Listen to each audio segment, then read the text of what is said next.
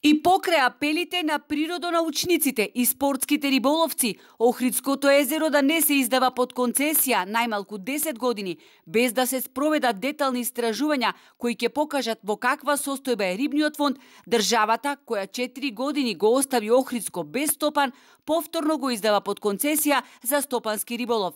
Според наведеното во јавниот повик за надоместок од најмалку 9.450.000 денари, езерото се издава под концесија за период од 6 години, без да се причека донесувањето на новиот закон за рибарство кој е во изработка.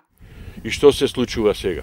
Наместо да се почека и новија концесионери да им се продолжи рокот, пред излегување на законот и новите риболовни основи се издава под концесија.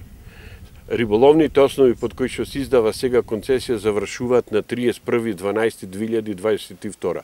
Значи завршени се. А сега концесионерот што ќе добие по кои услови ќе врши стопанисување. Никој не се грижи за зачувување на рибниот фонд, велат спортските риболовци. Актуелната законска регулатива која го дефинира работењето на концесионерите е жив грабеж.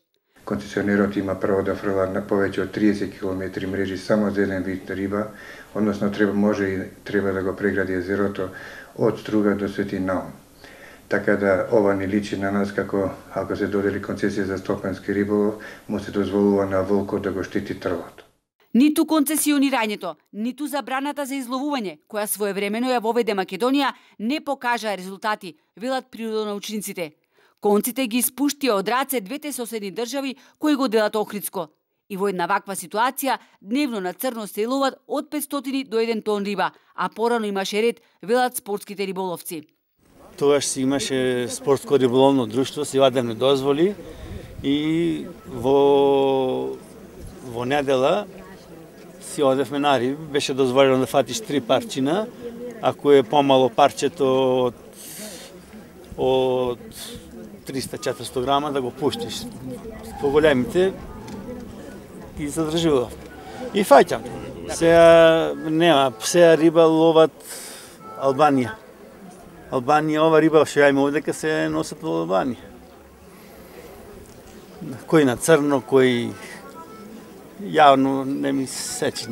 Тие таму не ваѓаат ни дозволи, ни ништо. То се случува константно, дел преку копно, дел преку вода, дел преку дивите премини меѓу Ќафасан и Радожда. Доколку не се промени целосно од корен законската регулатива, никогаш не ќе успееме да го заштитиме рибниот фонд на Охридското езеро, велат природонаучниците.